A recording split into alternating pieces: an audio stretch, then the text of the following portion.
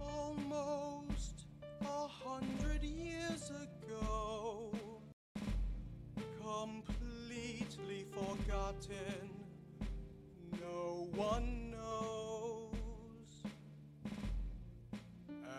An insignificant town out of the dark has made a mark.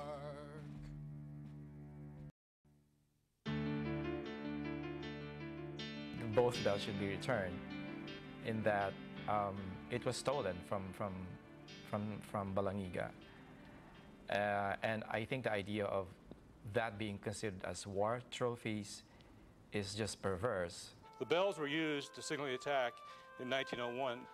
At that time, those bells, we feel, became instruments of war, and any entitlement to the bells as religious objects or any other property other than as an instrument of war was relinquished. I think a bell is an inappropriate trophy of war. It'd be like using a chalice or a menorah for a trophy. And so for that reason, I just think it's somewhat affronting to me to see a bell as a trophy of war. What makes me angry is when I hear our government wish to dismantle a monument like this and offer to give it back to a country that we've not had especially good relations with, people who don't necessarily like us, perhaps never will. The tragedy is that we have a new belfry for bells for the bells, but there are no bells. When I went to Xi'an, Wyoming, there were 2 bells, but there is no belfry. I mean, that's a tragedy. No, why don't we merge them together, bring them together, and serve the purpose for which they were placed. The bells of Balangiga are the remains of a bloody war between the Philippines and the United States, an unknown chapter of the Spanish-American War. 2 different worlds are in conflict about their past and how it impacts the present.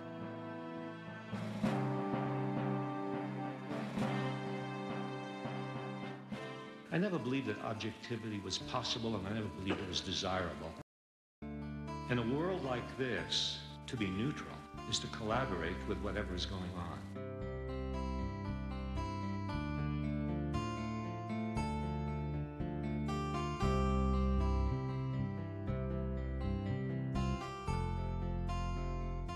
Whatever is selected for you is dependent on the viewpoint of the selector. You know, I wanted to go into the past and come out and see what I could find out from the past that would be useful in what is happening in the world today. History is important. If you don't know history, it's as if you were born yesterday.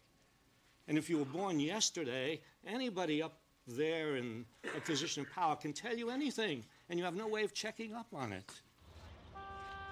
The bells of Balangiga. These bells came from a church in Balangiga, Samar, located in the Philippine Islands.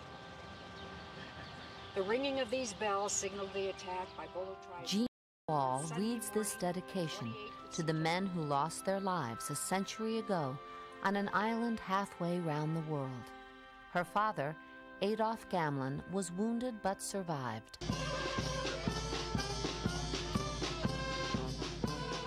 On the Philippine island of Samar, the village of Balangiga honors its greatest hero, Baliano Abanador. It was he who struck the first blow against the Americans. His granddaughter, Oria Amano, remembers. Yes, it was from him I first heard about the encounter.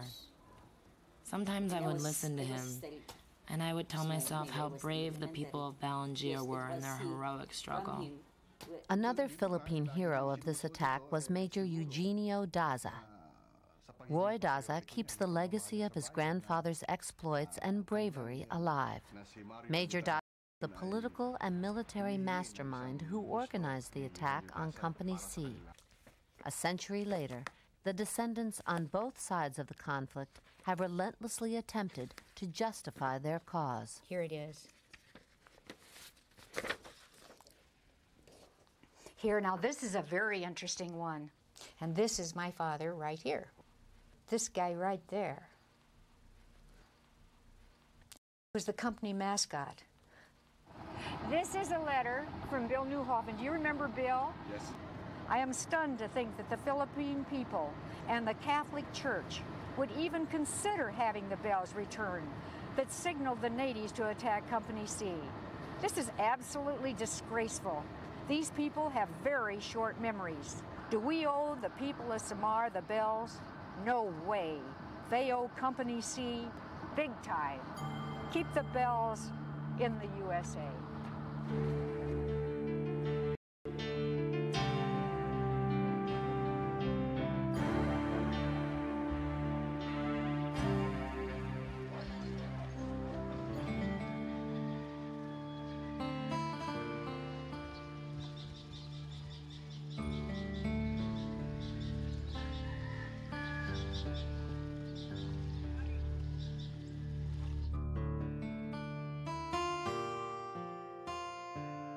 Balangiga is a peaceful fishing village. Local villagers remember its violent past, yet the present remains seemingly the same.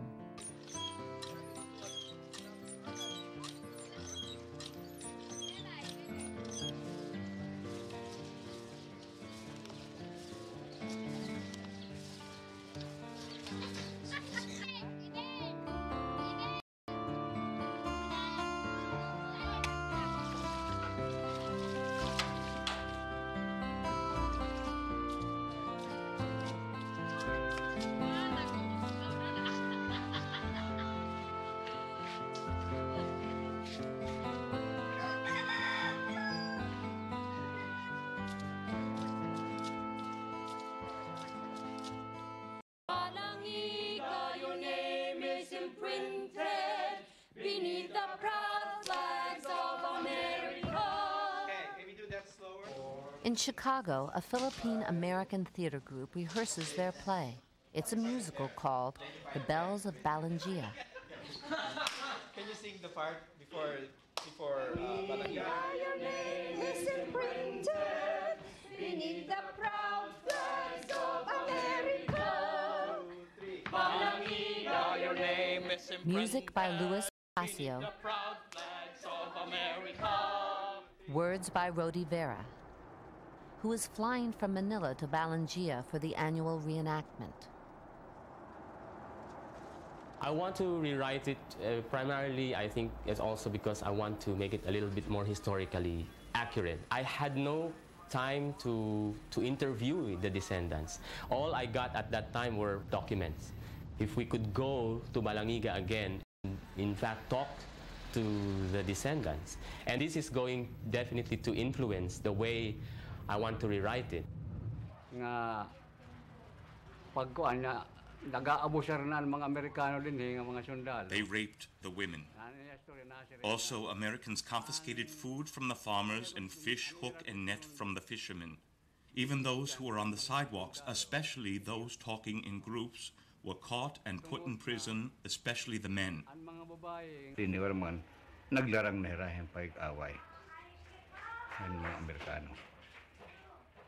According to my aunt, the rice lands were burned, the fruit trees were cut, camote plantations were uprooted. That was a strategy so the natives would cooperate and obey.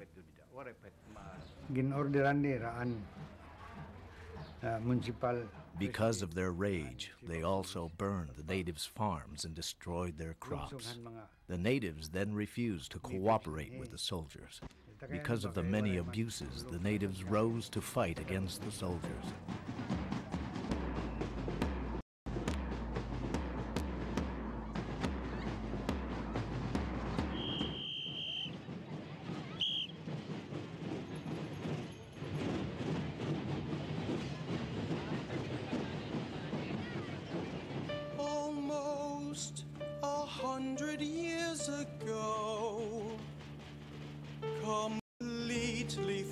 forgotten, no one knows.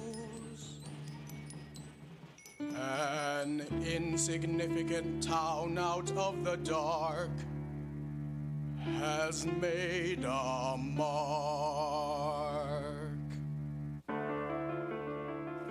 Midday in Balangiga, a blistering sun shines down on the thousands of people who gather here from all over the island of Samar to witness the annual reenactment of one of the most violent encounters of the Philippine-American War. Behind Balangiga's church, the drama is carried out as authentically as possible. Folk tale and documentation each play their roles. Men dressed as women carry the caskets into the church, pretending that they contain dead infants. The coffins actually contained bolos and knives. This strategy for the attack on Company C was planned by Major Daza and Balangiga Massacre.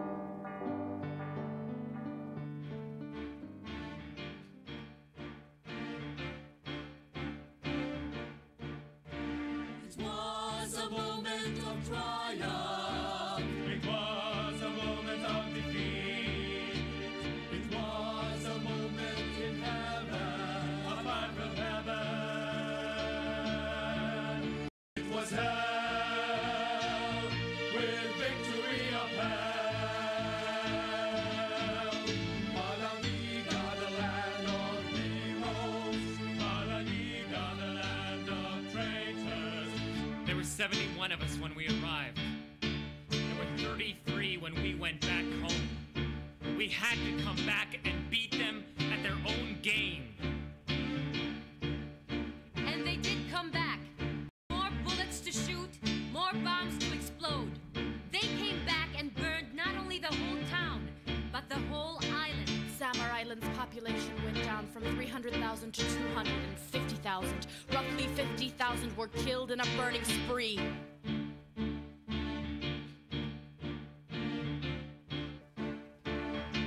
And all that we could remember was the bells, the terrible bells, the dreadful, the frightening bells that rang. So is it noble or is it treachery? Now who will tell the truth to you? At the end of a sad, sad story, what will your verdict be? What will your verdict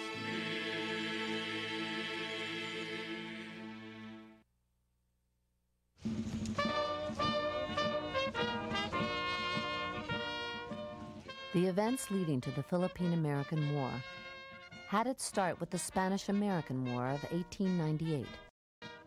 It is 100 years since America helped to liberate Cuba from Spain, annexed Puerto Rico, Hawaii, Guam, and the Philippine Islands. The United States became an empire, and here in the present, we celebrate what we remember, or care to remember.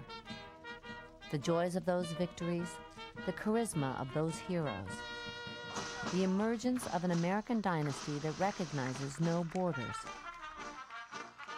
The Spanish-American War signaled the start of what was to be deemed to be the American century, and with it, an appeal for patriotic commitment from the populace. What do you see? Patriotism is as much a duty in time of peace as it is in time of a righteous war.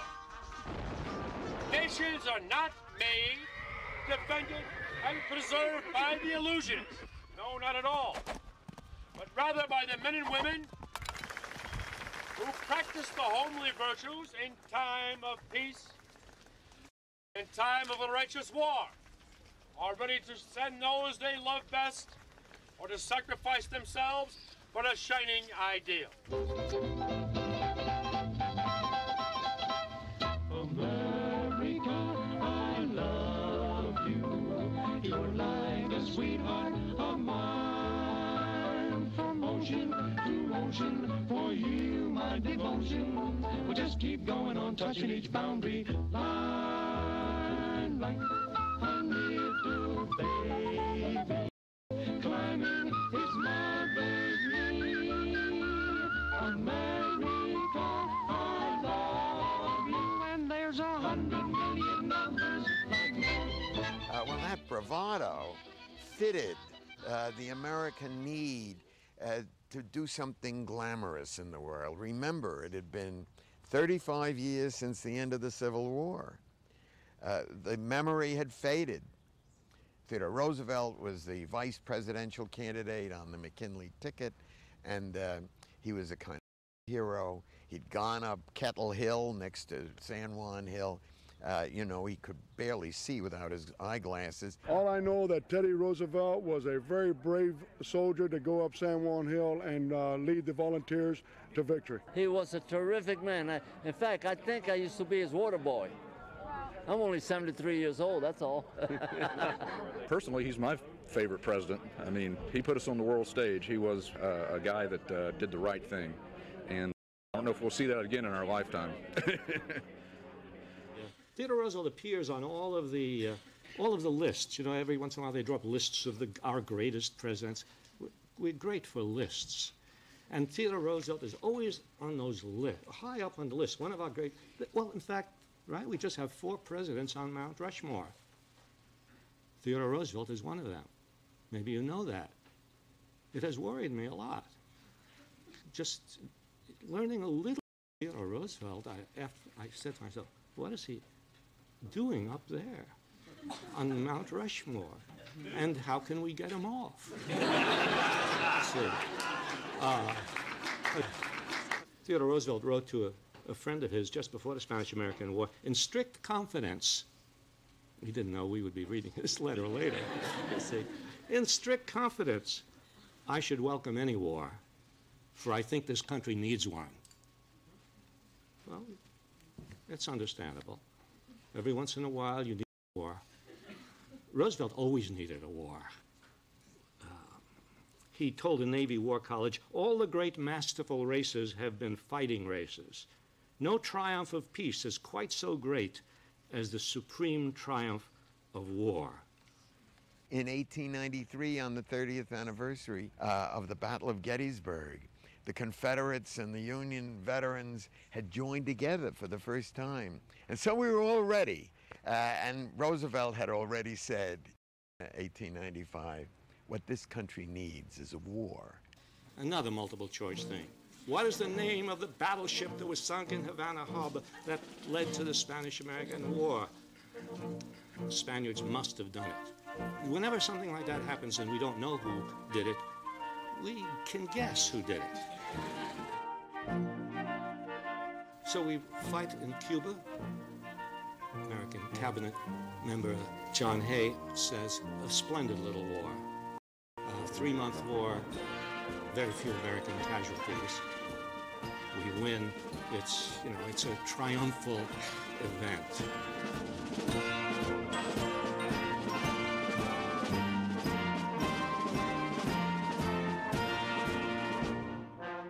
Right after that, we take Hawaii, because once you have Cuba, you need Hawaii.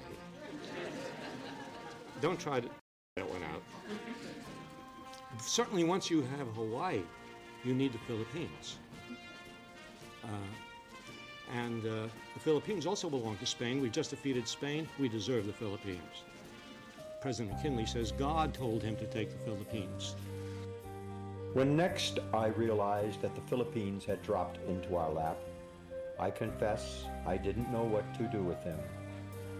That there was nothing left for us to do but to take them all and educate them and uplift and civilize and Christianize them.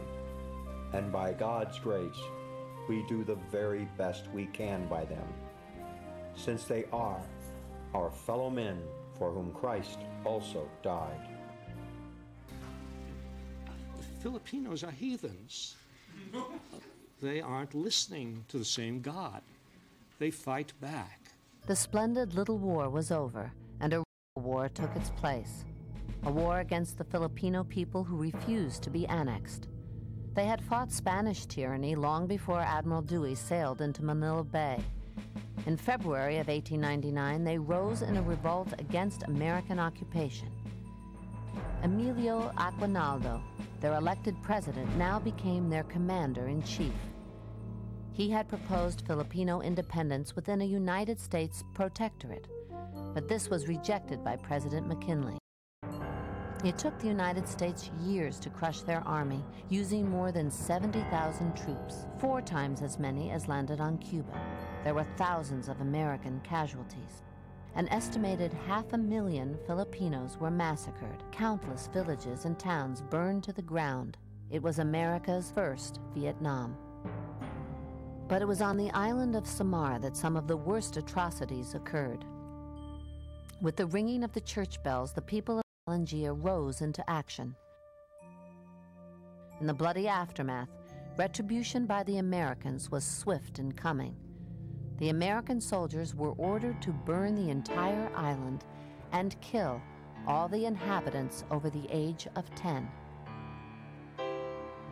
The official reason for going to the Philippines was that these people were incapable of ruling themselves, and that to leave them there, possibly to be prey to the naval forces and military forces of some of the other imperial nations, would be cowardly. That was the word that was often used. There was a lot of controversy about the United States going into the Philippines and taking the Philippines and fighting that war, especially as the news came back about the atrocities we were committing in the Philippines. And there were Americans, as there always have been Americans, who have protested against what the United States was doing abroad. In New England, an anti-imperialist league was formed.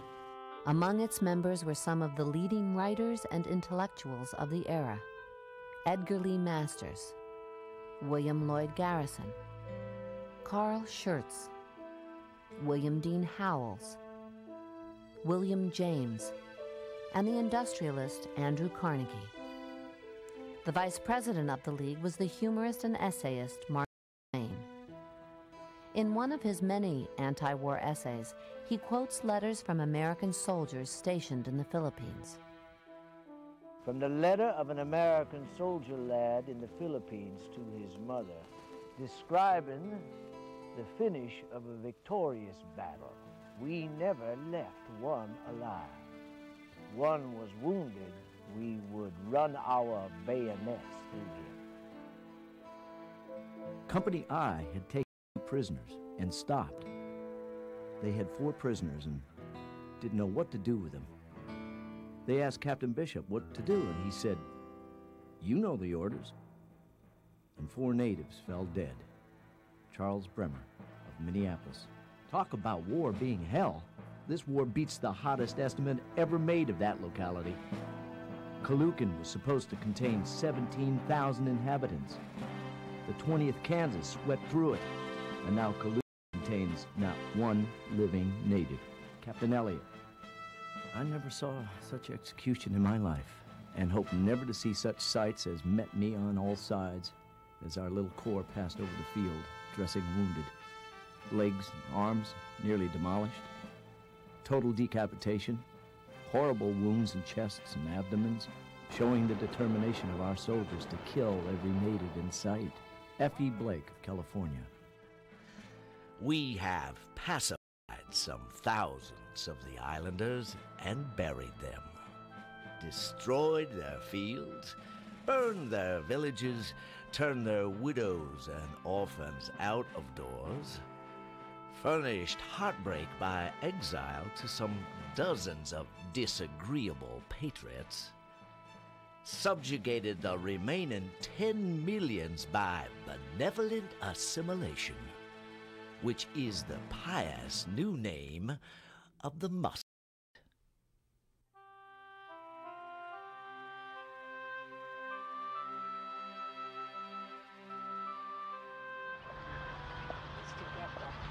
This is very hard for me, Joe. Oh, yes. But every time I walk up here, it's hard.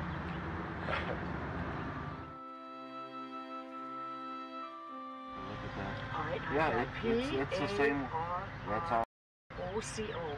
And It L. is L, M. Have you got that? M, R, and R.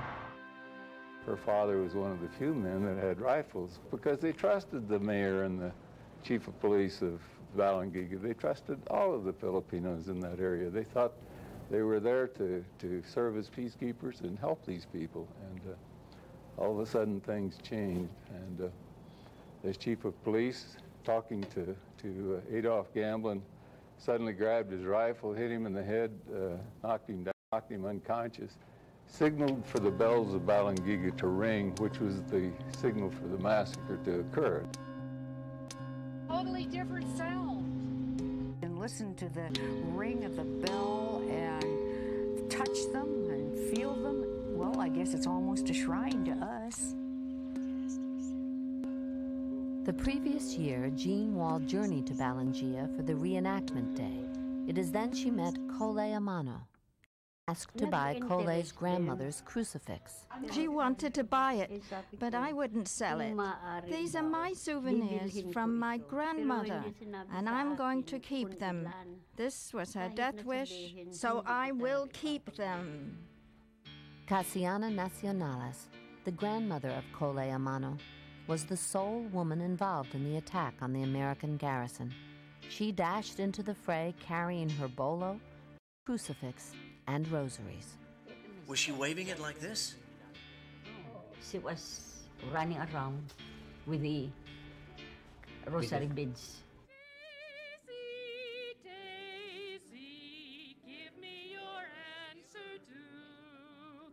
I'm half crazy, all for the love of you. It won't be a stylish marriage. I can't afford a carriage.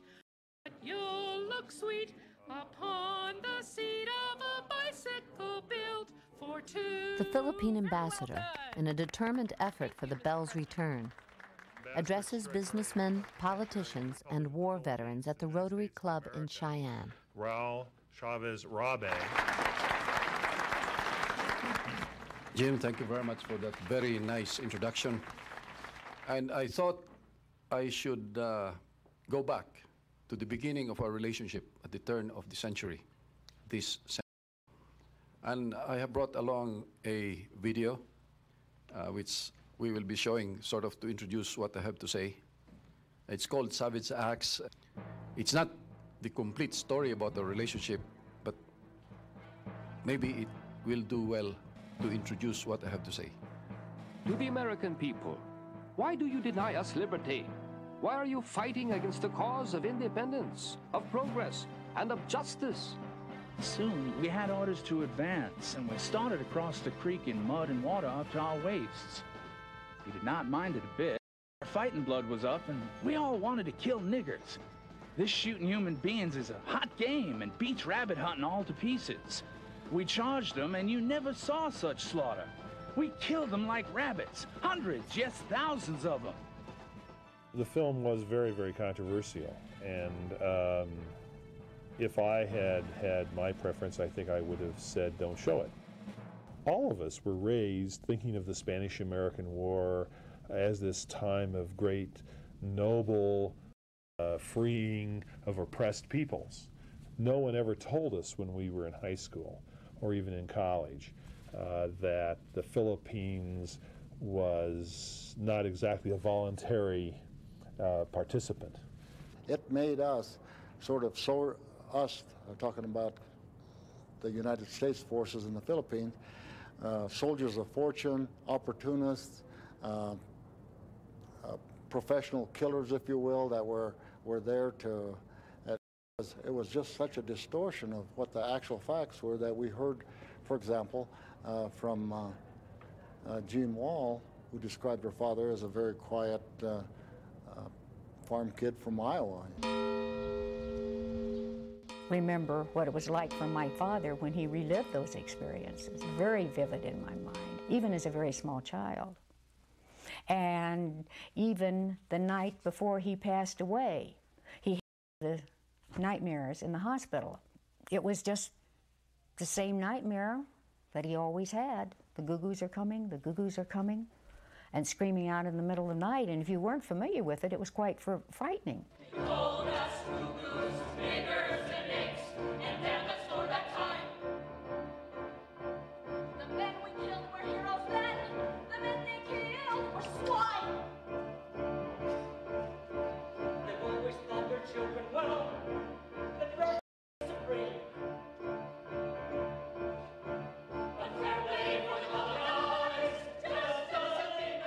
wanted to be out in the square. I wanted to be there. I wanted to be where my father was when he was struck down. I wanted to see what the light of day was. I wanted to try to feel what it could possibly be like, that sudden attack, that surprise.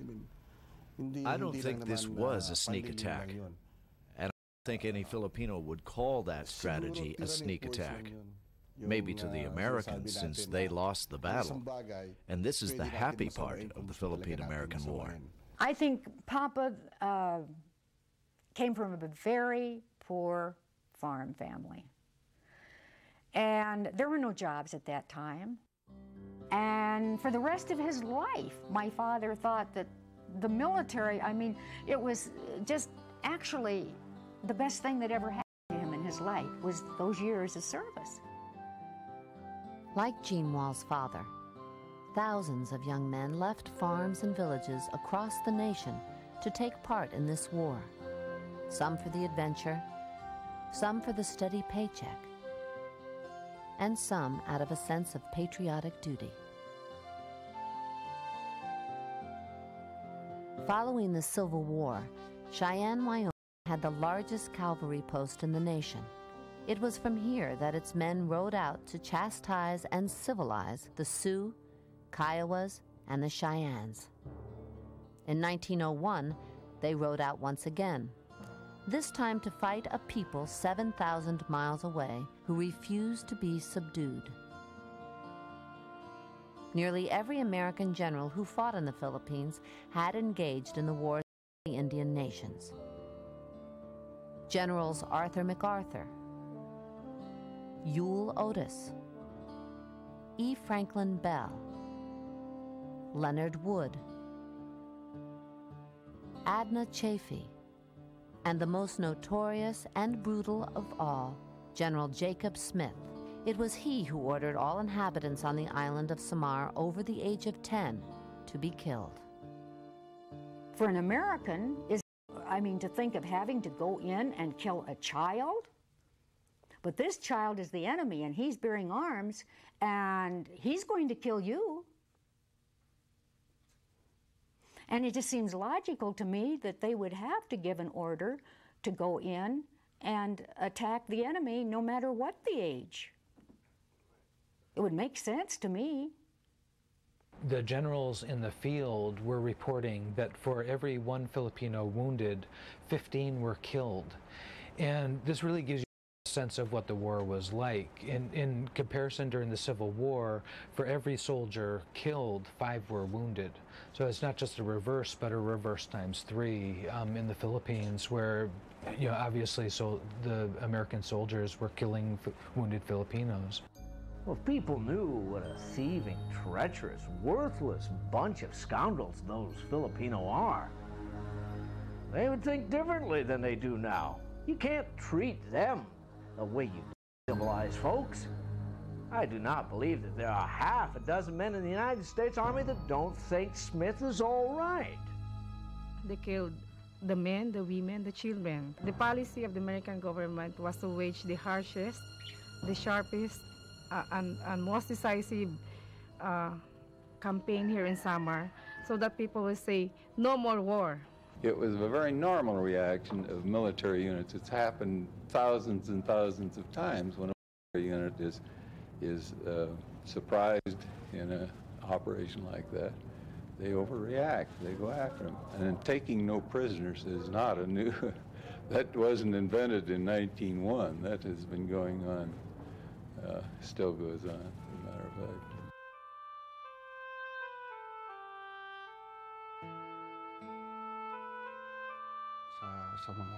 Sa mga American history na basihan natin, ano? In Luzon alone, In Luzon alone, more than 600,000 Filipinos died in this Philippine-American War. Some were killed, others died later, but their death was traced to the war. And this was only in Luzon. Sa Luzon lang yan. More than 600,000 Filipinos died. Daisy, answer due. I'm half crazy, all for the love of you. On July 4th, 1902, President Teddy Roosevelt officially and unilaterally declared the end to the Philippine-American War. In 1906, there's still rebellious Filipinos on a southern island. And these people have no weapons. They live in a very primitive way. The United States Army moves in with artillery and wipes out 600 of these Moros, men, women, children. Every last one of them is killed. Roosevelt sent a telegram of congratulations to the general who commanded that operation. Theodore Roosevelt. I know you may think I'm picking on Roosevelt, but I felt that Roosevelt was picking on the world. Major, please read the citation. The President of the United States of America, authorized by Act of Congress, March 3, 1863, has awarded in the name of the Congress the Medal of Honor to Lieutenant Colonel Theodore Roosevelt, United States Army, for conspicuous gallantry and intrepidity at the risk of his life above and beyond the call of duty. Lieutenant Colonel Theodore Roosevelt distinguished himself by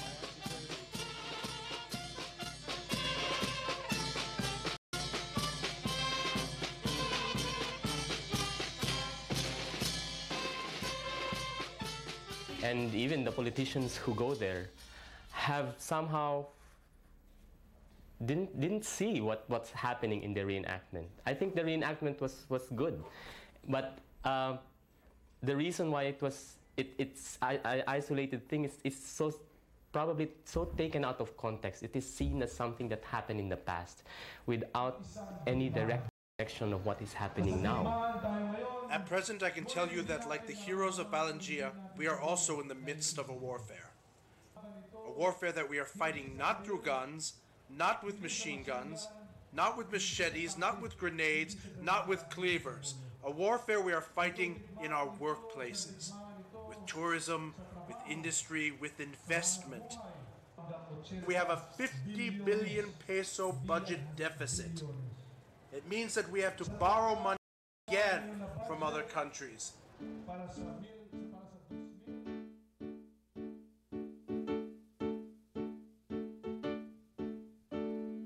This is a sign of benevolence from the country that cares for all. This is a sign of American democracy for the small. You who believe the American are savage and cruel men may have to think and think again, 'cause Americans can understand. I should impart to these, my brothers, what I have come to know. This I must have misunderstood. Have I instead done more harm than good? Should I push on? Should I move on? What fate is left of me? This is a sign of benevolence from the country that cares for all. This is a sign of American civilization for the small.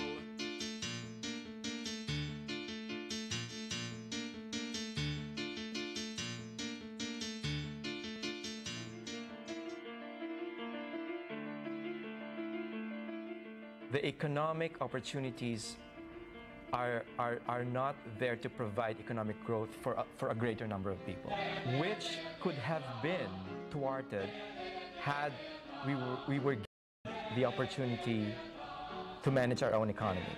Pintig has this vision of creating a community that is critical of its own issues.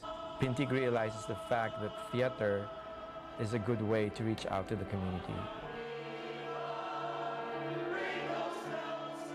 And in particular, as artists, as cultural workers, as community organizers, use the arts as our medium for being able to help organize the community.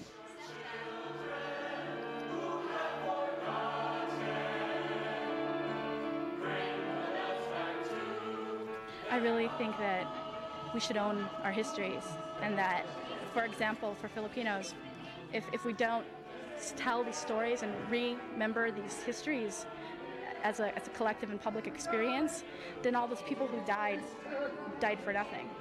Now is this treachery, treachery? We ask you, how could the treachery, treachery? By putting in characters, both American and Filipino characters, like a dramatic debate, talking to each other and arguing to each other about the motivations behind the massacre. Your name is erased. There were 71 of them, clad in blue wool shirts and khaki trousers, and wearing felt campaign hats. I think this is part of my history as being Filipino. I want my people here in the States, both Americans and Filipinos, to know the real history of what happened in the Philippines during the Spanish-American War, during the Filipinos' fight for independence, and all the small cruelties and large cruelties that happened against our people, with all the colonial education that happened, which I was personally affected by growing up as well, where none of my history as a Filipino was ever taught to me. Teach your children who have forgotten. Bring the bells back to their I think it was the whole educational system which the American controlled, no? So we had a very colonial education. We learned how to sing the American anthem. They learned so many things American.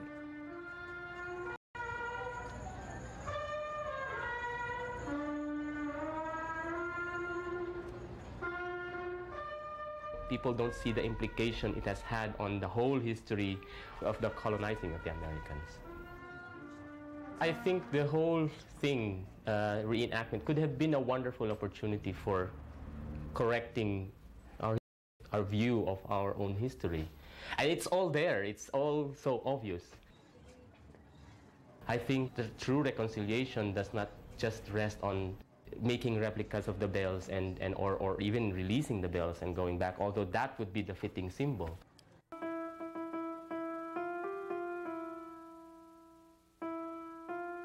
Can I just take a look at it? Just already knows what. Is it an ivory? No, it's Restatement. You think it's ivory or? yeah. Statute to the Yeah, it's ivory. I'm happy to welcome Ambassador Ravi to my home, and I'm particularly grateful this morning for this opportunity because I would like to give him a gift. The Bishop of Barogan in Eastern Samar wrote and asked me if I would help him get the bells for his church. I thought if I'm going to help him get the bells back for his church, maybe I should give the statue back as well. It's a very small Madonna, but it is rich with tradition, rich with religious sentiments, and therefore we receive it very warmly. I was very, very thankful to Bishop Hart for that initiative, even without our even asking it. Out of his own initiative, he gave that back to us. Maybe we ought to go, everybody ought to go overboard or lean a little bit to that side anyway to return the statues in our own lives to whomever. This is only a gesture, a symbol. Maybe I have to do something, and we all have to do something inside. Think about what can we do to help people, to really help them.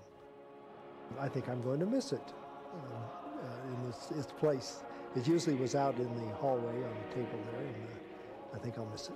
I think it will be better taken care of and more highly thought of where it's going than it has been here.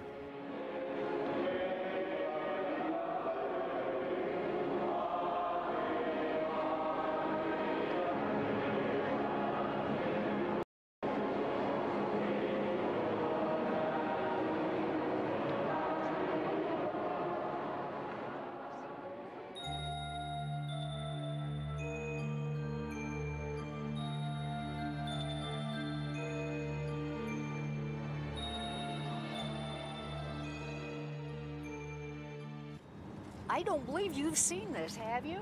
No, I haven't. This is the first time. Well, look, isn't this something that they've done a play on the bells of Balangiga? My first initial reaction was she should come see the play and hopefully have a dialogue with us.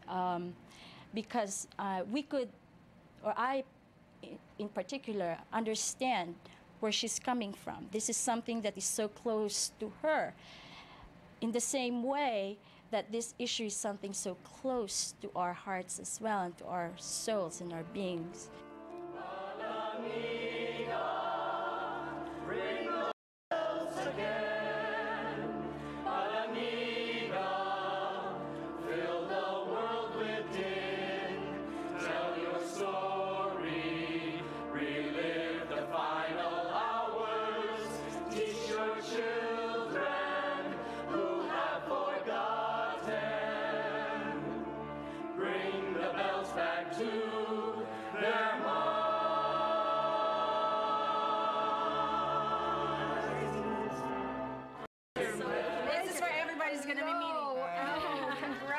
Thank you. She's the director. You all did a wonderful job. Nice to meet you. It's a pleasure to see all of you. What a wonderful job. And it was such a fair representation for both sides. Okay. I want you to know that. Let me shake all of your hands, please, and tell you what a wonderful job. I just nakain ka han kasunog han balanhiga enday nakain ka han kasunog han balanhiga ay inday nakain ka han kasunog han balanhiga pito ka tuig nga naglaga an aso waray kitaa. It says inday inday. Inday inday is a generic name for our young female children. Where were you when they burned Balangiga?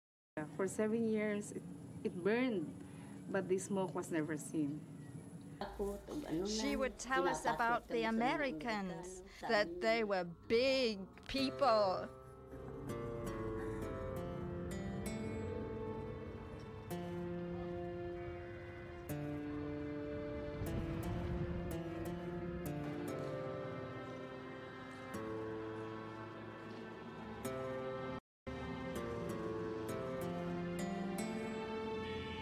Pledge allegiance to the flag of the United States of America and to the republic for which it stands, one nation, under God.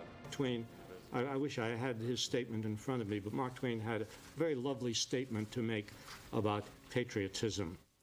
Not long ago, I saw 15 or more boys training.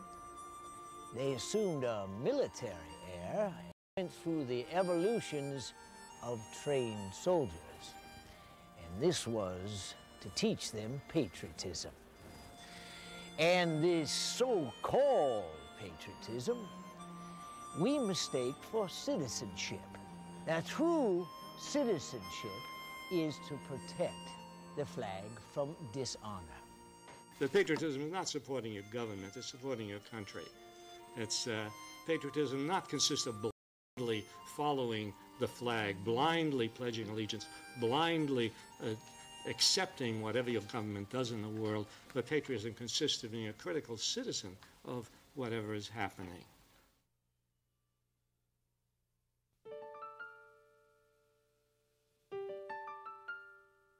There's this whole movement or this whole sentiment of saying, forget the past and work for reconciliation instead. Fine, I'm really for reconciliation, but I don't think I'm for forgetting the past. In fact, I think the very same institutions that have brought about this war are very much in place today, and I don't know whether a reconciliation could change all that.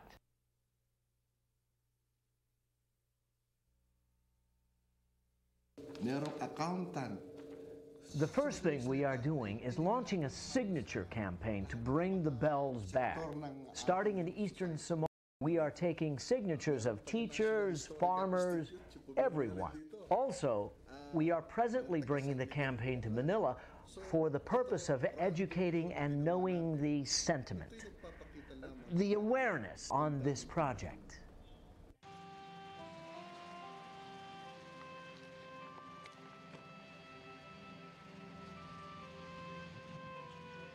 Sergeant, U.S. Army, Spanish-American War, September 22nd, 1878, December 19th, 1969. Next time I come back, I want to come back when they put the medal on his grave.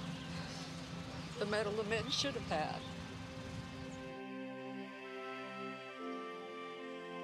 In the 1960s, there was an investigation of the sinking of the Maine. You know, we very often do this thing. Somebody gets an idea 50 years later, hey, let's figure out how did the Maine get sunk?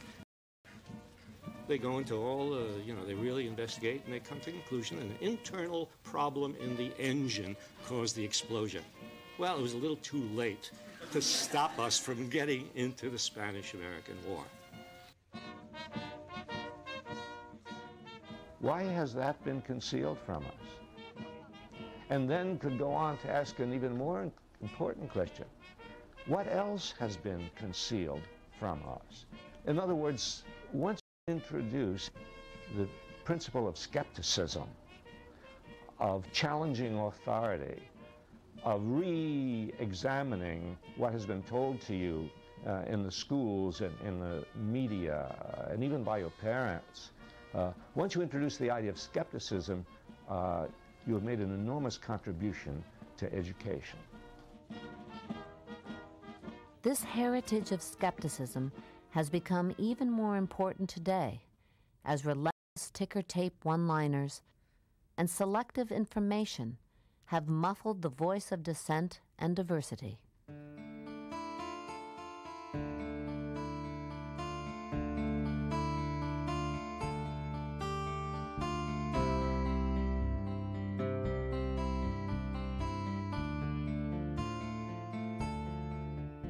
From 1898 to 1903.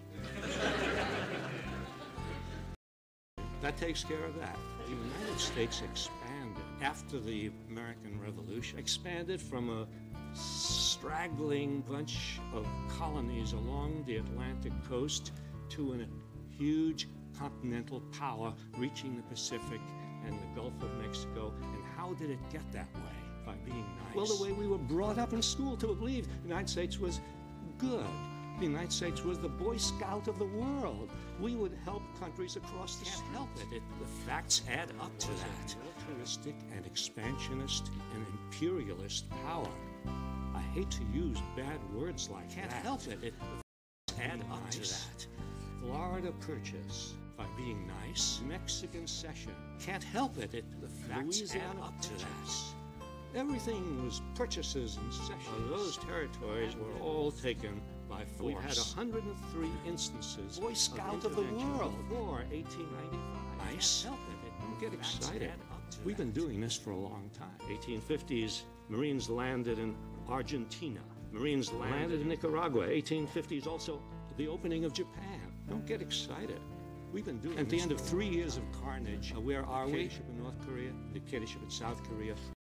Strange when you think about it. We cannot allow Vietnam to go rubber and oil. Have you noticed Vietnam has gone communist?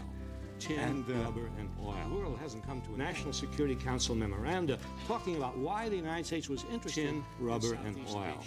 And the three words that kept coming up again and again and again were tin, rubber, and oil. The new government in Iran, which wanted to nationalize the oil fields, the United States, Boy Scout of the world, overthrows Iran, overthrow. In Guatemala, they elected somebody who was sort of left of center. He wasn't a communist. He talked to communists. Don't ever talk to a communist. And we fight the war in the Gulf.